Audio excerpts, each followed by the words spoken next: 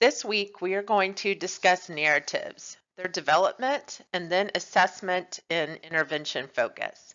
I love narratives. Through narratives is really how we learn about others. When preschoolers begin telling stories is when I feel like we really get an idea of what their personality is like. When you look at the continuum of language, remember we've talked about this before. You can see that narratives fall between oral language and those literate language of expository and argumentative or persuasive. Narratives tell a story.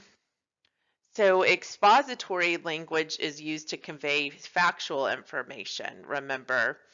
And then we have the argumentative and the persuasive. They're at the highest level.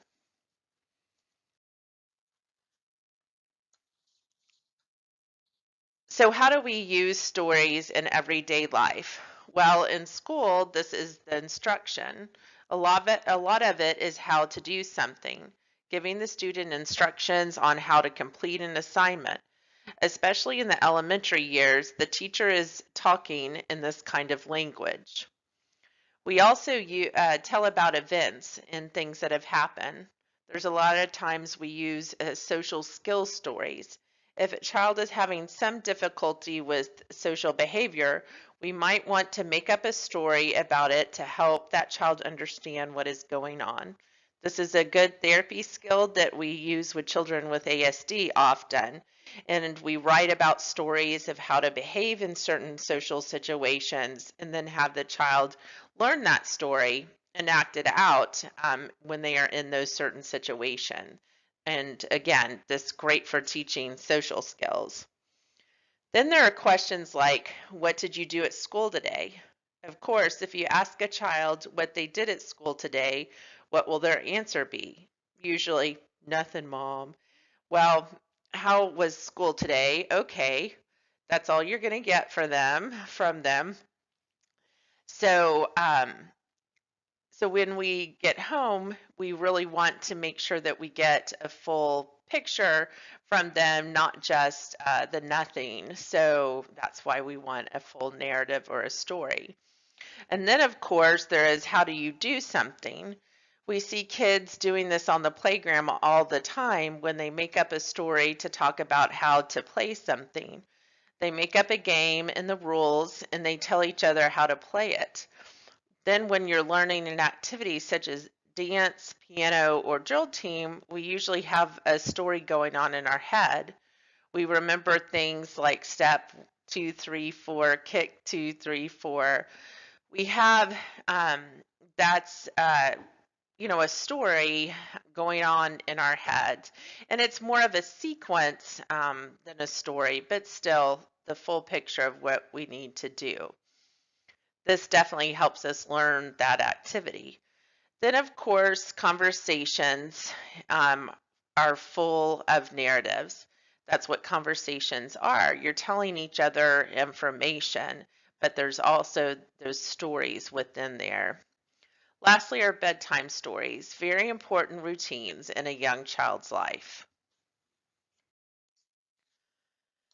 Narratives are often called the bridge to literal language or literate language because it goes from conversation where two people are talking, where there are lots of cues, lots of ideas, and lots of supports, to the monologue of a story. When someone is telling a story, it is one person talking. But because we all learn the story structure, we have some sort of knowledge of the format of the story. That's why we call it the bridge. It's not quite like the literate language of expository and argumentative persuasive, but the storyteller still gets a lot of support. So what does storytelling involve? First, the individual has to be able to sequence events. The story will flow if the speaker sequences the events and makes them relate. The speaker also has to use pronouns and conjunctions so that the listener can pull it together for it to be cohesive. As far as specific vocabulary, the speaker can't say, I went to the store and I bought that thing and then that and this, and then we went there. The speaker has to understand the perspective and then the needs of the speaker and use language which will be the speaker has to understand the perspective and needs of the listener and use language that will be precise enough to facilitate understanding. One of the most important requirements is that the speaker has to organize and apply all the rules of language. In narratives, the speaker has to combine everything: morphology, semantics, syntax, pragmatics, phonology. All of these components have to be used at the same time. Also, to be able to tell stories, the speaker has to understand inference. The speaker has to be able to answer what's going to happen. This is cause and effect. Lastly, the speaker has to understand the perspectives of others. This is what Miller, Gillum, and Pena say. Regardless of the relative weights given to a story-based thinking by any given culture, stories are universal and universally important to the functionality and functioning of every culture. This is why storytelling is good for children who are English speakers only, or children who are learning English as a second language. It doesn't matter. So whatever the child's culture, they have been exposed to stories. There's a little difference in some of the cultures, of course. So, for example, in Native Americans, the elders tell the stories and the children only listen. So you want to be cautious if you have a child who is a Native American and does still live in that culture, then they will not necessarily be able to tell a story because they haven't had the opportunity to tell them before. But they certainly know about stories because they have heard plenty of them. Why are narratives important? Think about it. So the first reason that I have is narrative language skills is associated with other academic skills. That makes sense, right? The second that I have, why they're important, is narratives have high ecological validity. So they occur naturally within school settings and outside of them. The third reason why narratives are important is production of narratives is a rigorous test of many levels and aspects of language content, form, and use. Fourthly, narrative language tasks can be adjusted to increase or decrease difficulty, thus revealing the optimal degree of support needed. And lastly, number 5, both comprehension and production of narratives can be assessed to determine similarities and differences between these two modalities. Let's look at a couple of quotes on the next slide that summarize why narratives are important as well. For the first quote, research has demonstrated that narrative ability is one of the best predictors of school success for children with learning disability and language impairment. So just like phonological awareness has impact on reading, narratives have an impact on overall school success. Then I like what Cherry Crews says. Storytelling develops listening skills, enhances verbal expression, increases comprehension, creates mental images, and highlights verbal reasoning. In this slide, I want to show how important narratives and the aspects within a narrative are when it comes to a child's success in school. The pre-K curriculum guidelines on this slide are from the Texas Essential Knowledge and Skills, or the TEKS, which outlines the specific skills a child needs to learn at each grade level in Texas. So I went back and looked at what they expect for pre-kindergarten children to learn. These were some of the things that I found. They expect a child to be able to respond to stories by asking and answering questions, to add information to a topic of conversation or a book, to use descriptive words. My baby sister laughs loudly. They suggest that the teacher prompt and ask the child for more detail or elaboration as the children relate stories or have show and tell time. So just think about this. All of these are within storytelling. The child can use information learned from books to describe, relate, categorize, or compare and contrast. We do that all the time with our stories. Then participate by predicting what might happen next in a story. Next, we're going to discuss the different types of narratives and then the narrative structural patterns. First of all, there are 4 types of narratives. There's the personal, the script, event casts, and the fictional type of narrative. The personal narrative is the one that grabs your attention. You start off with something like, "You're not going to believe what happened," or, "Oh my gosh, did you see that?" Or, "Did you read about that? Did you hear about that?" All these types of prompts or beginnings of stories start off with grabbing someone's attention. Second is the script, which is how one tells someone a series of events. This is the how-to story. How do you make a peanut butter and jelly sandwich?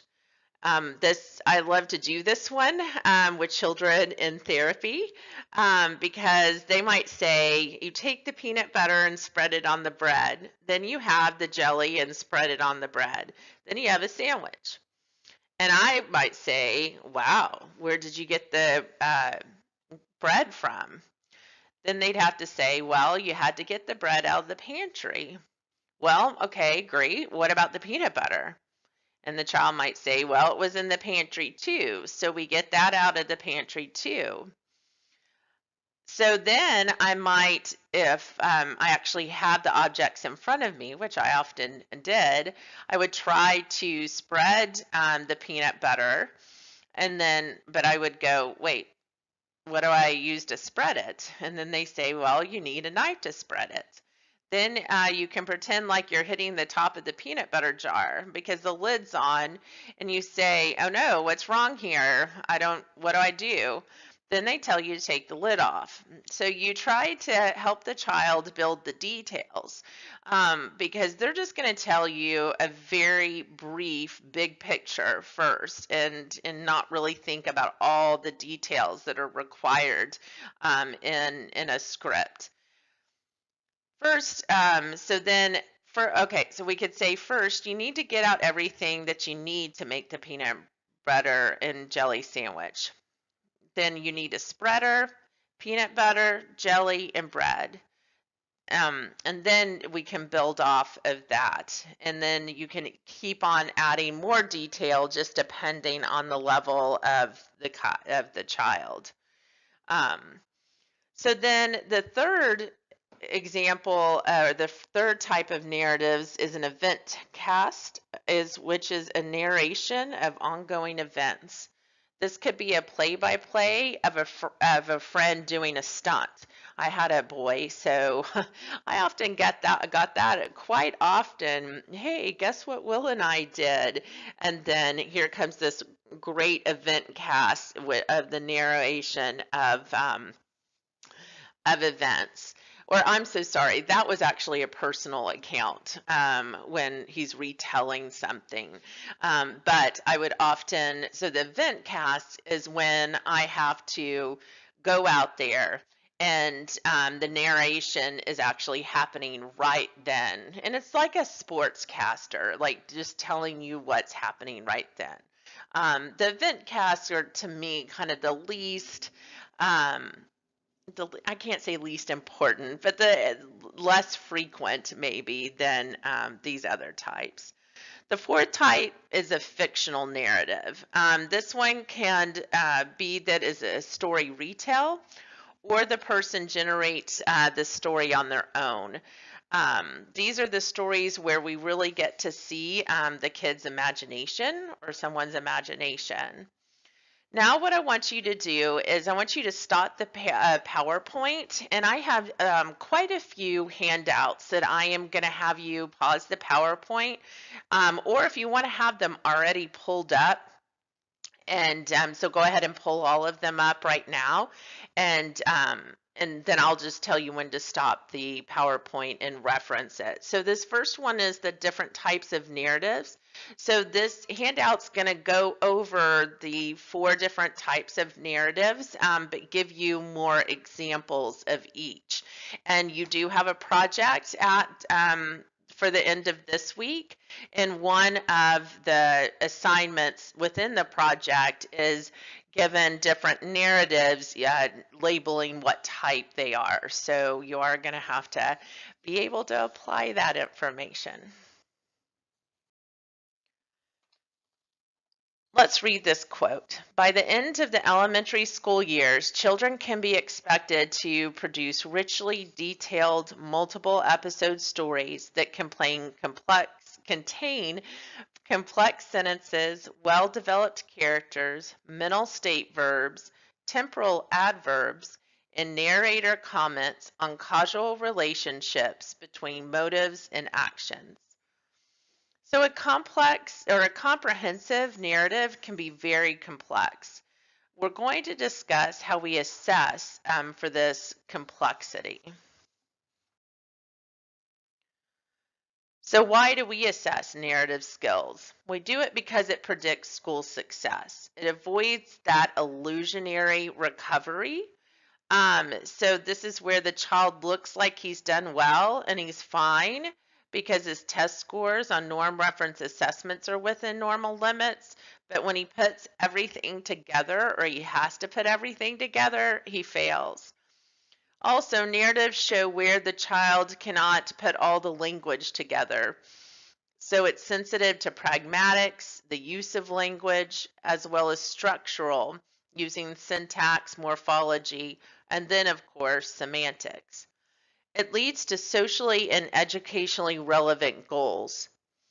So much of being able to talk in a narrative format is important for learning in schools. It can help the SLP or teacher to provide a context when they want to see how well the child is using some of the advanced language forms.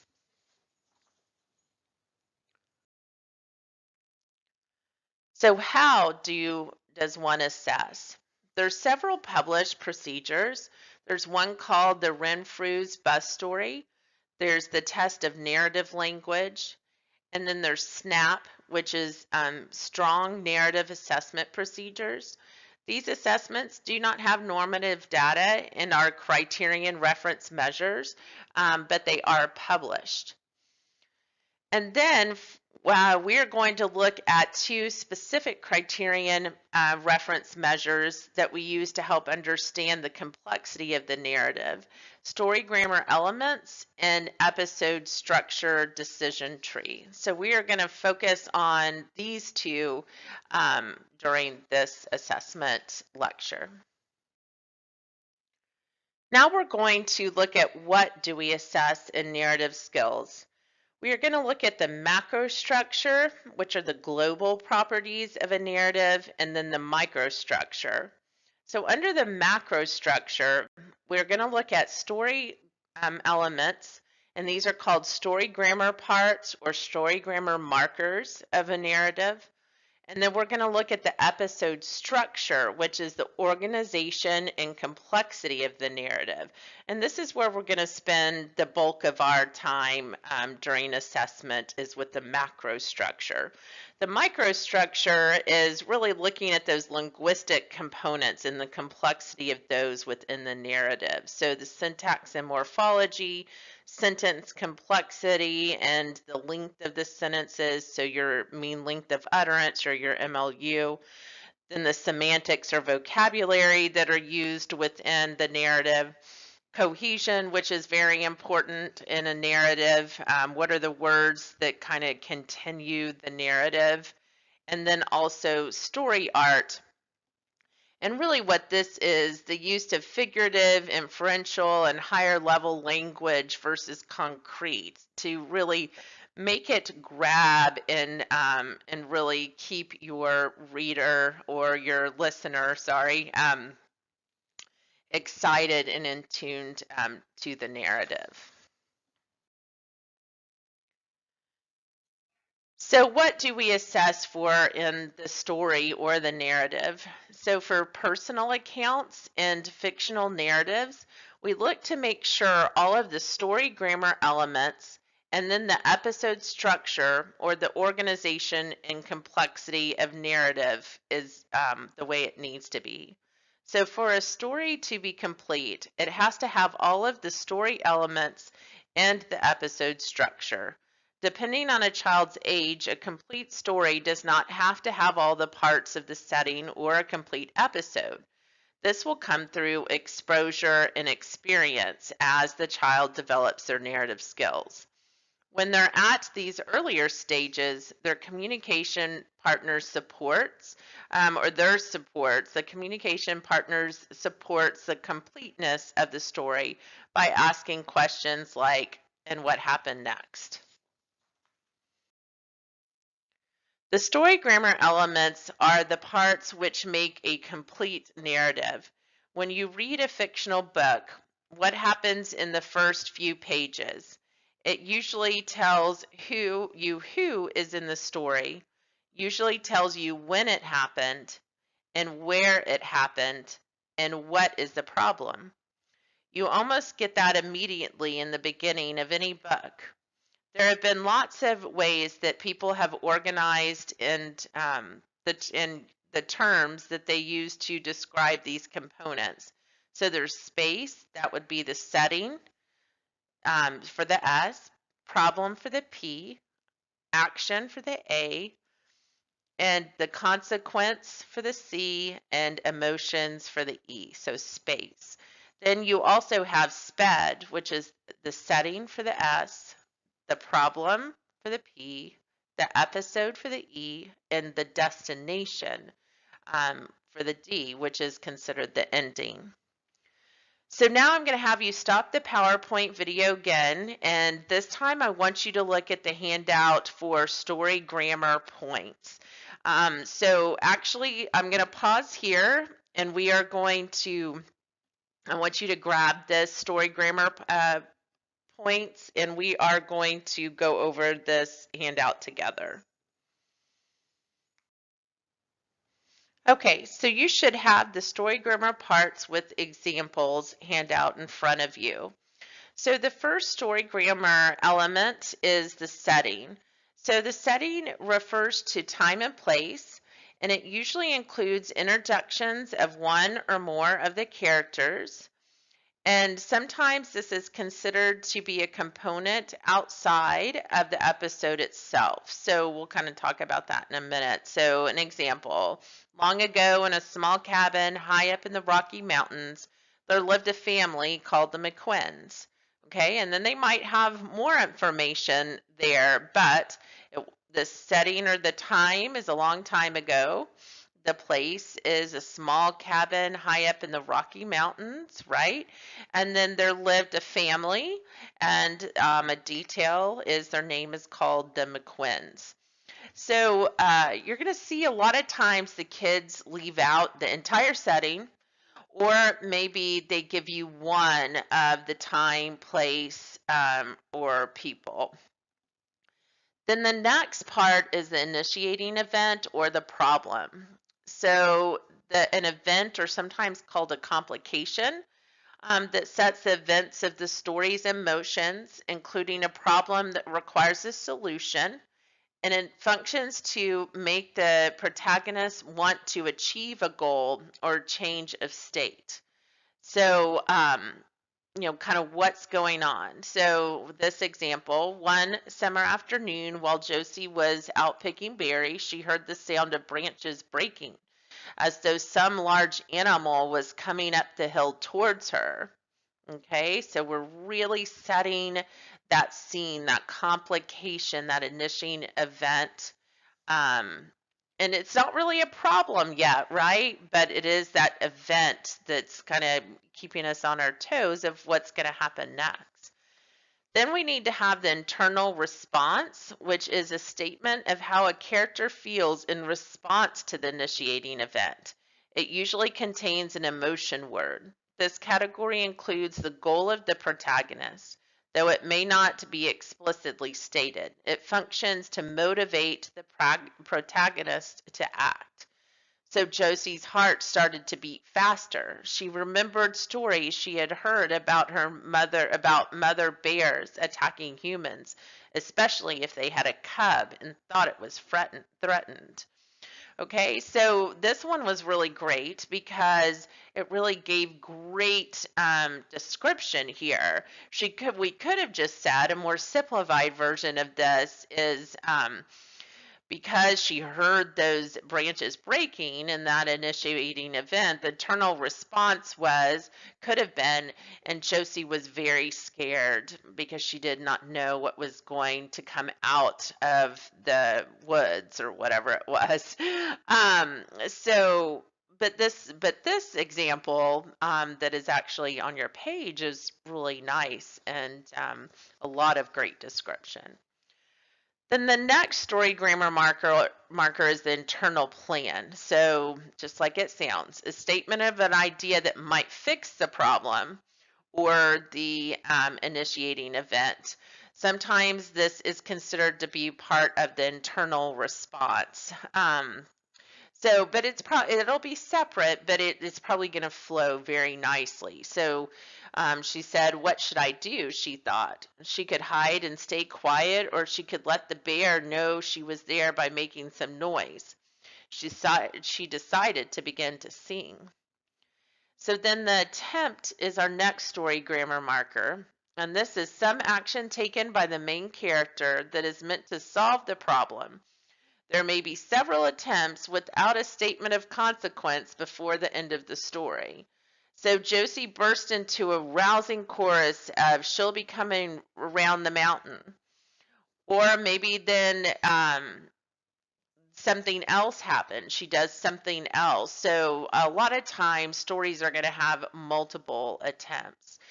Then there's a consequence. The event follows the attempt and causally linked to it, whether successful or not. There may be several consequences of an attempt. So a little way down the hill, a mother bear raised up on her hind legs, saw her, and whoa, it's like saw her, right? Or another voice began to sing with her. So we could have several different examples there. Then the next story grammar element is the resolution or the reaction. This is the final state or situation triggered by the initiating event. It does not cause or lead to other actions or states. So Josie stood still as a stone. Finally, the big bear turned and began to head back down the hill. Josie breathed a sigh of relief, waited for what seemed an eternity, then headed home. Or it could be, as the voice and the crashing noises got closer, Josie laughed. It was her older brother, Caleb, who was coming with a bucket to help her finish picking berries before supper. And then there's the ending story grammar element or story grammar marker. A sentence or phrase that clearly states the story is over. She got home safely and never went berry picking again. The end. Or together they finished picking the berries and went home for supper. The end.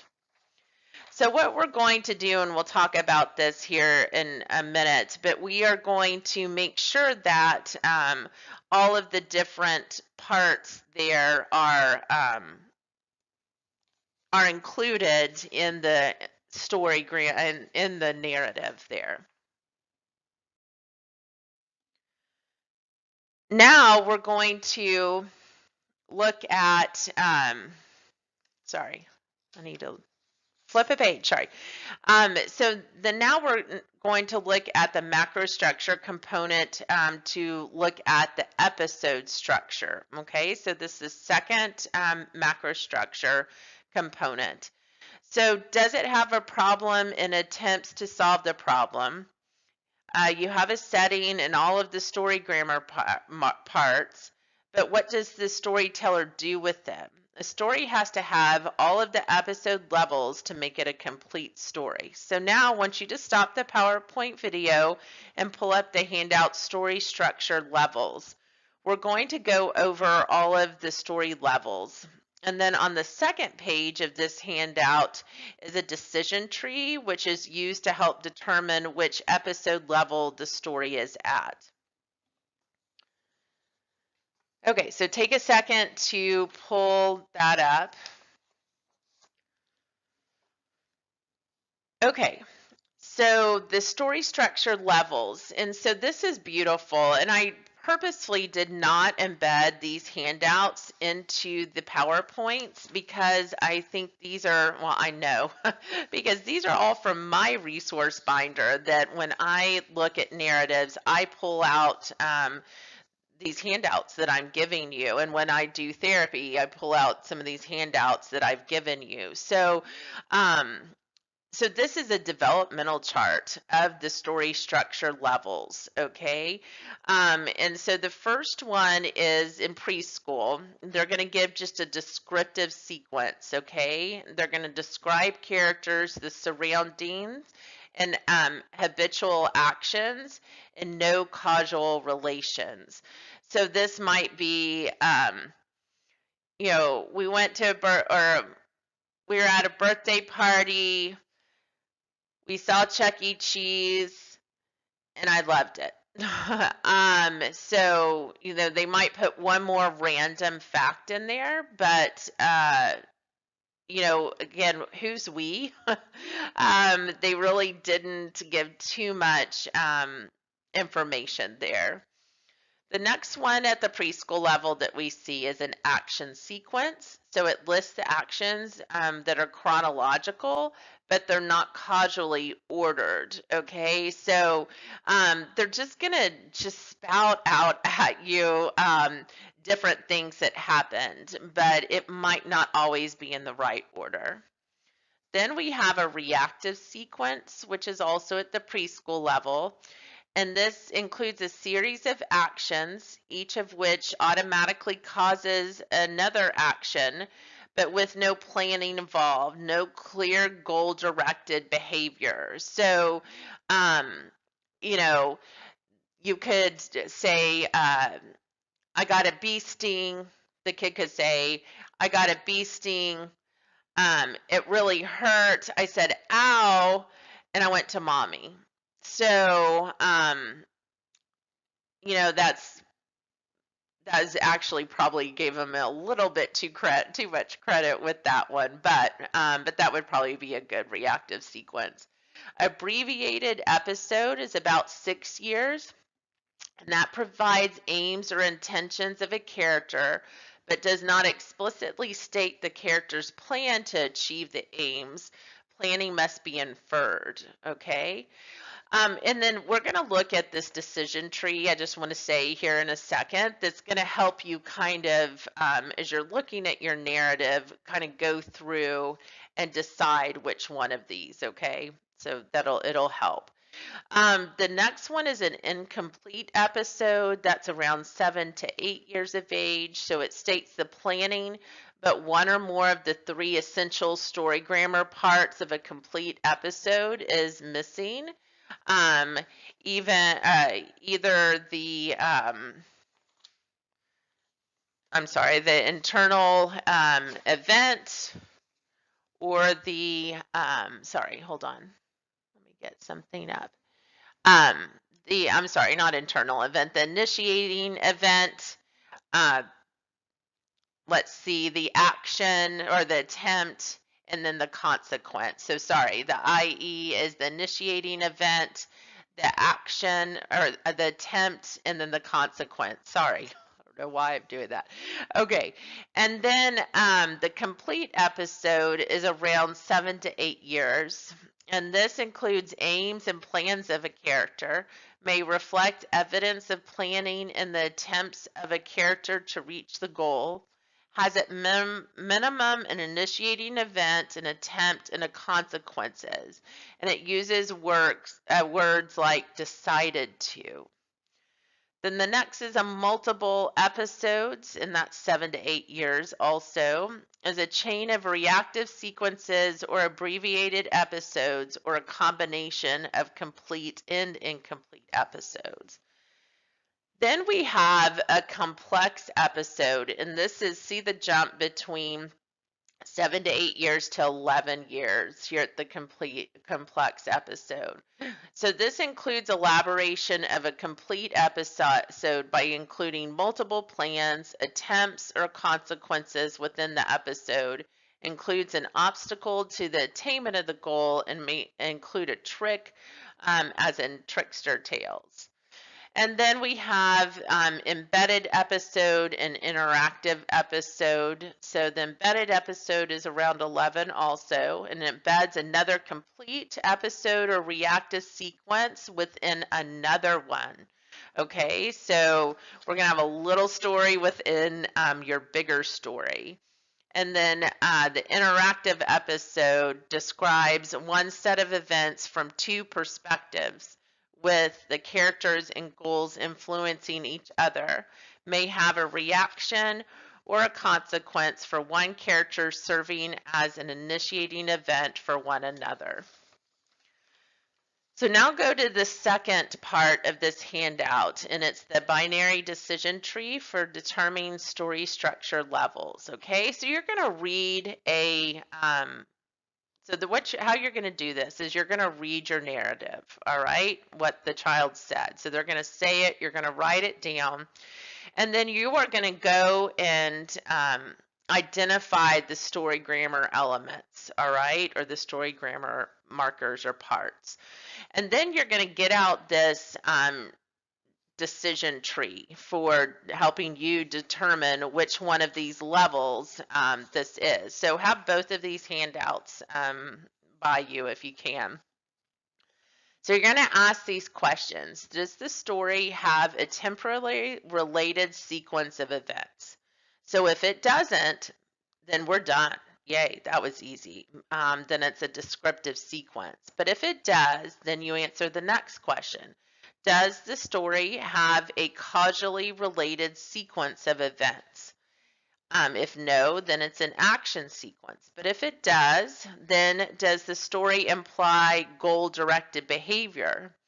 If it doesn't, then we are at a reactive sequence. If it does, then you ask this question: is planning or intentional behavior explicit? If not, then it's an abbreviated episode. If yes, then you ask, can an initiating event, attempts, and consequences be identified? If no, then it's an incomplete episode. If yes, does the story have more than one episode?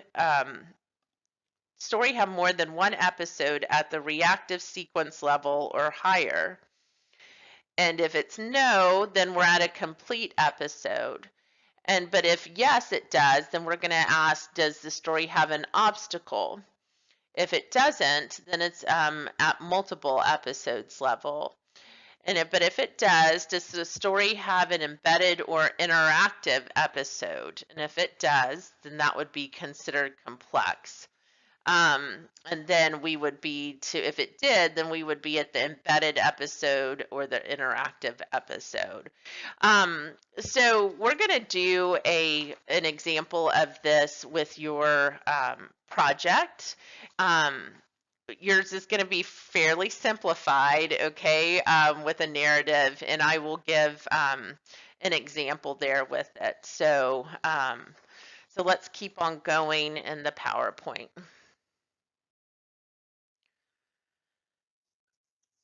Now is looking at the micro analysis. So next we're going to see the microanalysis, which is concerned about the language complexity of the different language components, like I kind of said before. So with syntax and morphology, we would look at word order And so is that syntax or grammar, word order correct? We would look for noun verb agreement, and then do we have any correct pronoun usage? So I would, depending on what I was seeing, I would choose some different syntax or morphological analysis, just like maybe I had chosen to do some different ones on our conversation back and forth. I might choose to do those same analysis on their narratives. Then I'm going to do the same thing, like I did. Really, we can do this with all of them. If we did it in conversation, we can probably analyze for the language component in the narrative. So for sentence complexity, do we have simple sentence or do we have complex sentences? And along with that sentence complexity, we're probably going to calculate or look at the mean length of utterance, or the MLU. So the length of those sentences. And then we're going to look at semantics. Do they use a variety of words? And are they using high frequency words and a variety of low frequency words? So high frequency is like happy and sad, right? For emotions. But the low frequency, less and more complex, would be the bored, tired, those type of emotion words. And I just gave emotion words as an example with the high and low frequency. But good, do we have a nice variety of words is a lot of times what's looked at. Then we're going to look at cohesion, and cohesion unites the sentences into a flowable text, right? So present in all forms of discourse. So some examples. So from the least complex to the more complex. So if a child just uses the cohesion device of and. So we did this, and we did this, and we did this, and we did this. Then next, we use first, then, after, that, because. So first we went to the ballpark, and then we went to go find our seats. And after that, we sat down and watched the game for a while. But because we were getting really hungry, we decided to go find some food in the 8th inning. So that's using all of those words, right? And then the more complex type of cohesion words are nevertheless, on the other hand, in spite of.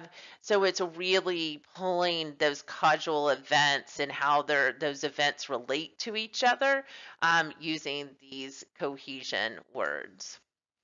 And then story art, I briefly said something about it earlier, but it focuses on the words which make the story special, sophisticated, or appealing. So it goes from, these examples. I was scared is just, right? But it's pretty basic. To an artful expression of I was scared could be I was shaking like a leaf, right? So using, like I said before, the figurative type of higher meta-linguistic type of language there. So again, these micro-analysis, I'm not going to really go into any more of these. I'm not going to have you do any micro-analysis on your narrative project or your narrative assignment, because like I said, these are things that we can just do more when we are looking at just the complexity of their language. We're going to do them in other sections rather than this one. So now we know what we're looking for, but how do we elicit these different types of narratives?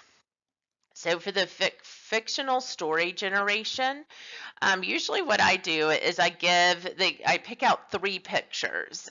So there are tons of different picture cards out there.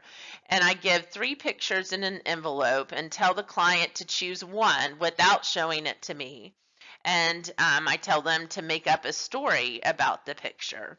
And then that way I get a generated story, but I do know what the context is because I picked those 3 pictures, right?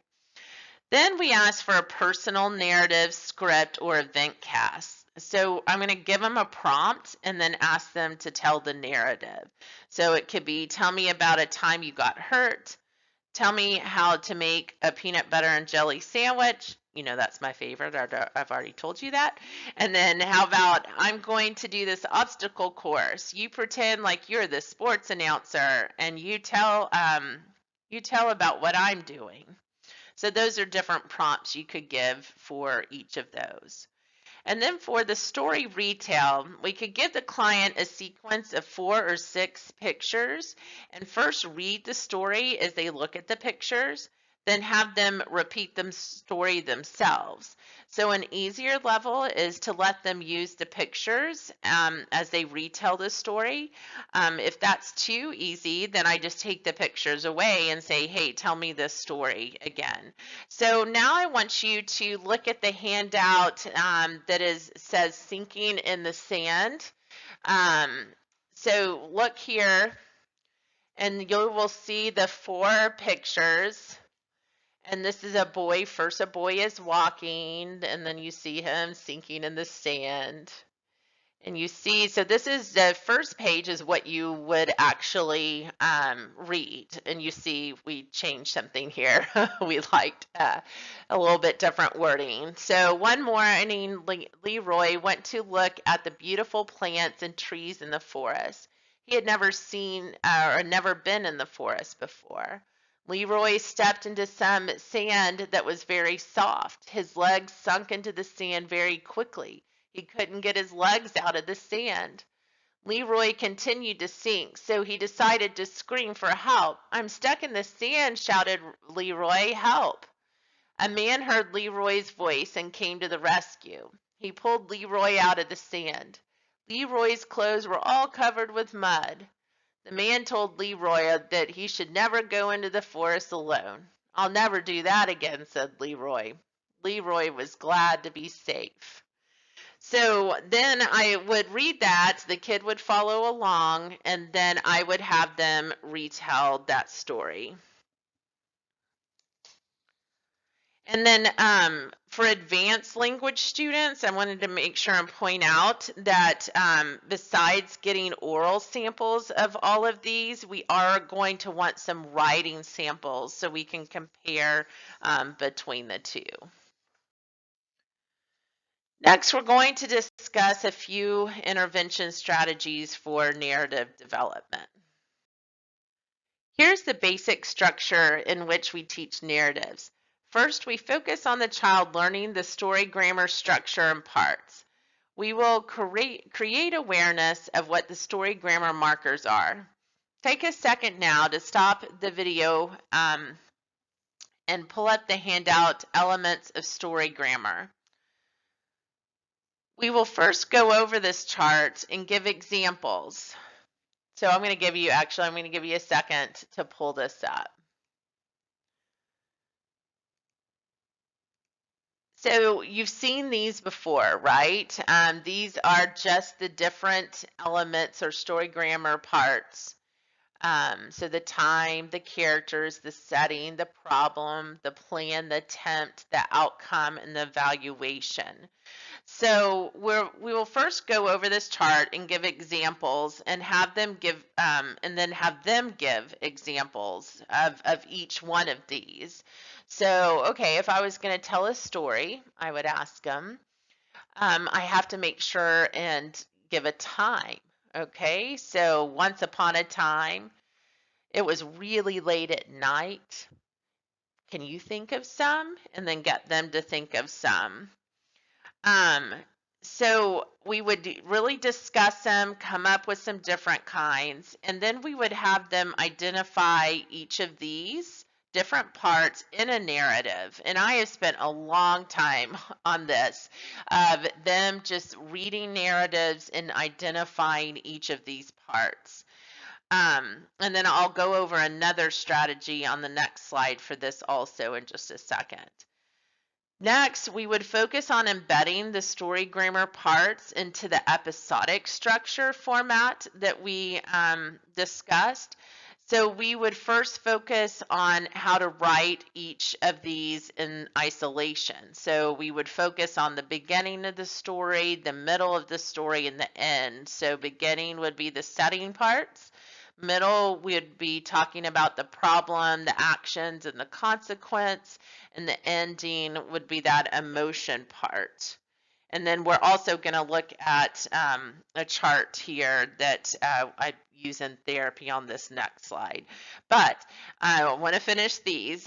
So then we would focus on retelling a story within that format and then creating stories on their own within this different format. So first start just what are the story grammar elements and coming up with examples, then identifying each of the story grammar markers in the in different narratives, then go and really talking about once they understand each one of those, writing those or creating narratives with the episodic features and story retell and then create their own story. So here is the strategy that I said that we would look at for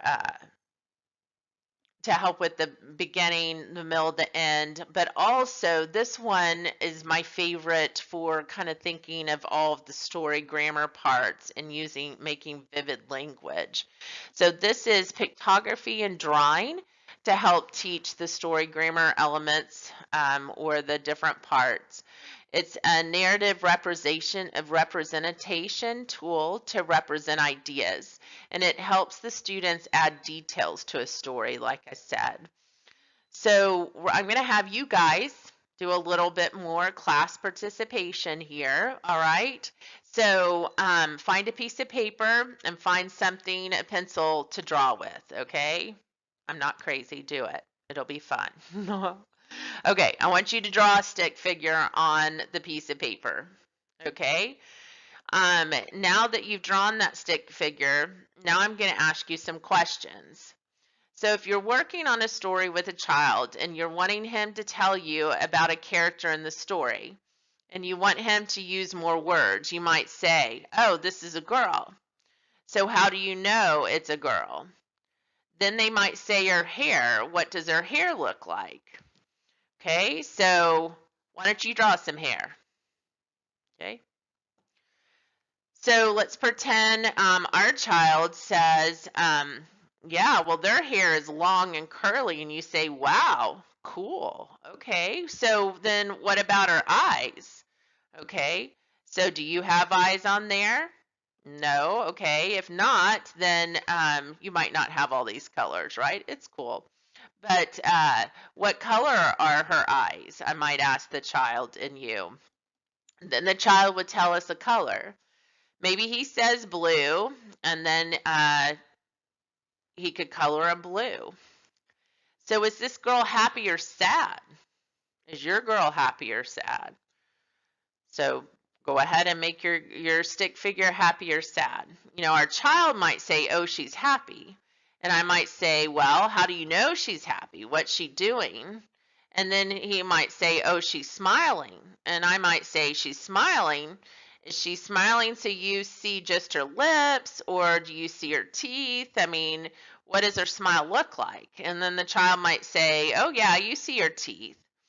So then I'd have the child draw a smile on there showing a little bit of teeth, or I would do that. So then you might start talking about when did this story take place. Okay, so let's think about this. So you have a stick figure, and you know if it's a boy or a girl, and some of the different attributes of your person, right? So then the child might say, well, it was one summer day. So I might say, so it's summertime. What do you think she's wearing? And the child might say, well, clothes, duh. And you have to give another prompt probably. So what kind of clothes? What's she wearing on the top? it's a warm day, what kind of top should she wear? And the child might say a shirt, like a shirt with those strap things. And so then you or the kid would draw a shirt. So why don't you draw a shirt, or whatever kind you want? Well, and then I would say, okay, she's got a shirt, but she's got to wear more than just a shirt, right? So what's she going to wear on the bottom half of her body? And the child might say, oh, she's wearing shorts. And so then you're going to put shorts on there. So then, and so add shorts or something, some bottoms on your person. So you could go on and we could ask to get more details. So you can see instead of one day the girl was at the zoo, now you have one day a girl was at the zoo. She had long curly hair and blue eyes and a bright, happy smile showing her teeth. She was wearing her shirt with small straps and shorts. And she was smart. She wore her tennis shoes with Velcro.